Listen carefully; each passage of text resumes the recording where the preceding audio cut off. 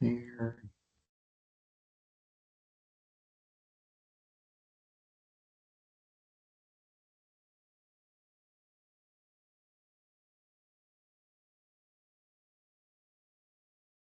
Okay.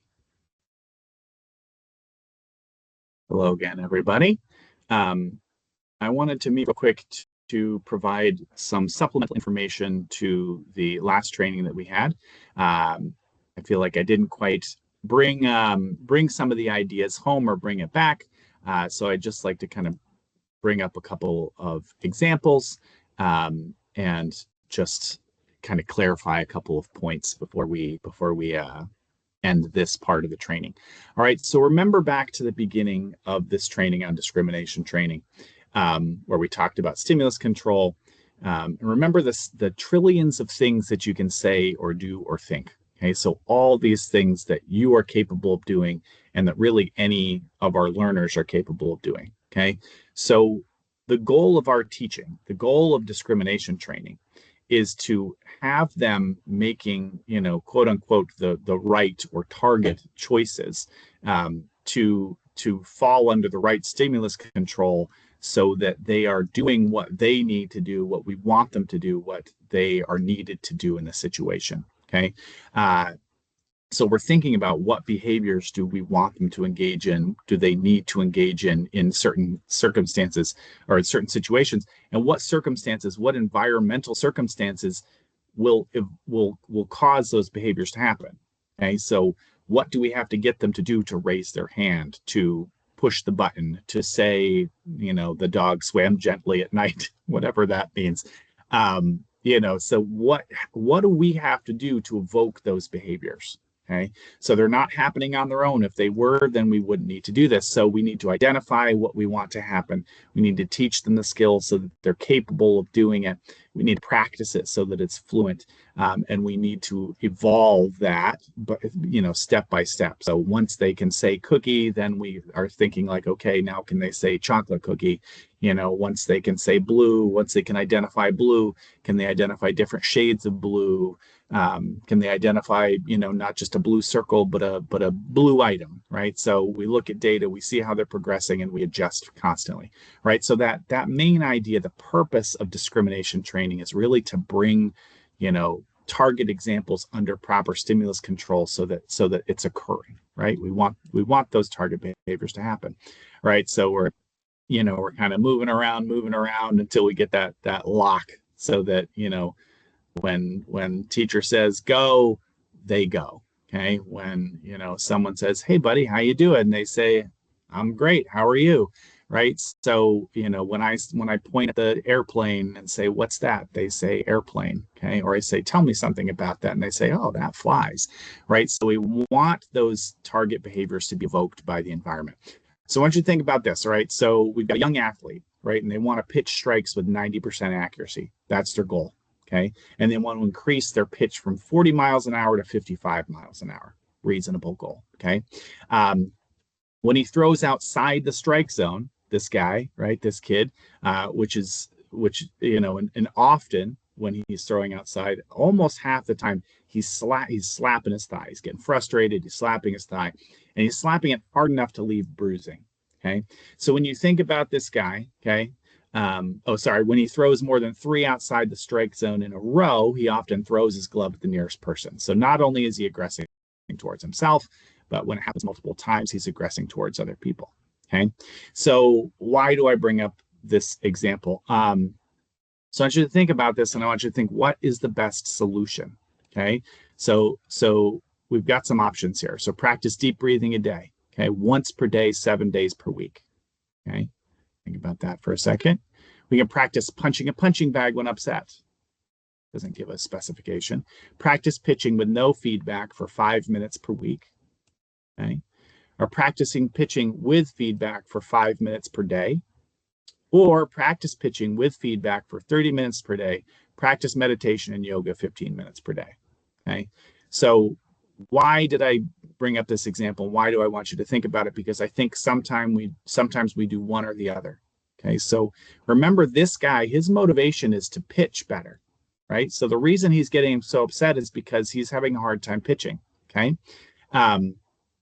So, but he's also overreacting when he gets upset, right? So a lot of times I see us say, oh, let's teach him self-regulation skills. Let's teach him coping skills, calming skills, breathing skills. Okay.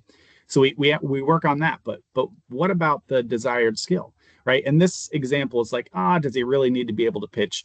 Okay, but what if this were communicating? What if this were, tying his shoe? What if this were completing, required tasks, using the toilet, et cetera, right? So the answer is both, okay, and clarity in that both of, there is feedback and there's lots of practice, right? So practicing deep breathing once per day, 7 days per week, that's probably not going to cut it, right? So we really have to focus and practicing pitching, having them pitch once a day, or even 5 minutes per week in this example. It's not going to cut. You think about how often you have to exercise to get into a routine, or how often you have to do things. All right, so let's look at some quick examples before I bid you adieu.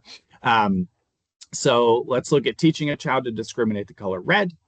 We're going to look at teaching a child to discriminate who and when he can hug others. Okay, we're going to talk about discriminating when someone is laughing at or with them. Right, and these are very basic examples.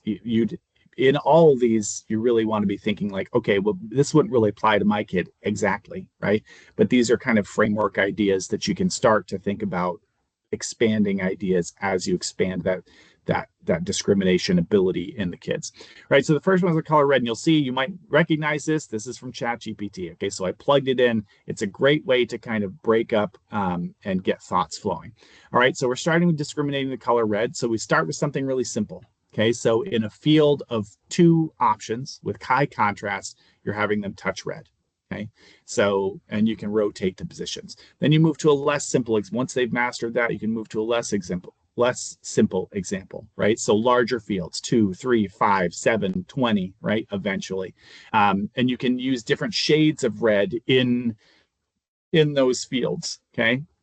So one time it's a bright red, one time it's a darker red. So you're really kind of expanding that. You can use multiple objects, so not just pictures. And then you can teach find red in an environment, okay? So find something red.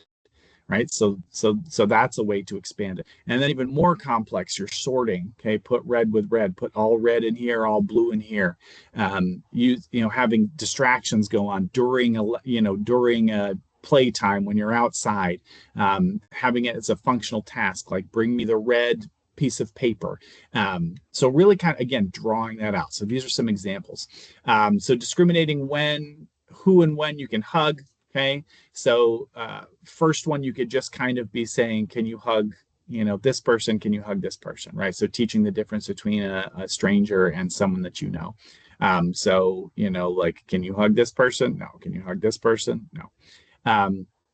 Then you get a little bit more complicated. You start to throw in context. Okay, so this is a great one. Can you hug mom when she's telling you good night? Absolutely. Can you hug mom when she's talking on the phone?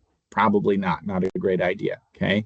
Can you approach a police officer when he's in the middle of arresting someone? No, that's a different example. That's not a hugging example, but just, again, thinking more about context, and then practicing that within role play, right? Put those situations together. Okay. Like, all right, oh, look, mom's on the phone.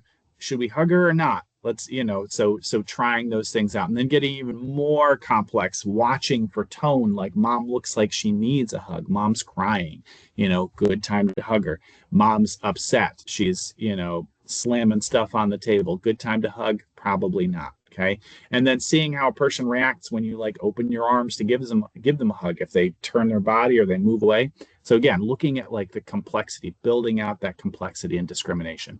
And then finally, laughing at or laughing with, one of my favorite social skills games to play, to work on with the kids. So it really depends on what skills they have. You have to start with the difference between, can they identify when someone's even laughing? Well, then they're, if they can't do that, then they're not ready for this program. This is a pretty sophisticated program. But, looking at distinguishing between different emotions. Okay. Then starting by, showing 2 different video examples. Okay.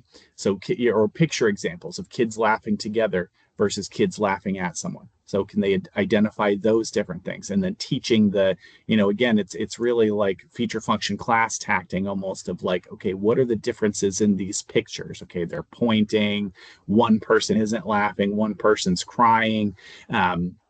So really kind of building out that discrimination and then moving on to that to identify things like sarcasm and context and precursor behavior, like what had just happened. Okay. So again, and teaching those things through video modeling and role play and things like that. So, and they say, I really like this, that ultimately the learner's taught to look for social intent, not just facial expressions, right? We really have to get beyond that. We start with the what does this picture show, but we get to being able to read context. Right. So that's what I wanted to add. I just wanted to make sure that we understand that we're going towards these complex kind of learner repertoires, really being able to discriminate between things based on, fine details and context. Hopefully that was helpful. And just going to add it into the already set up training. Right. Have a great day.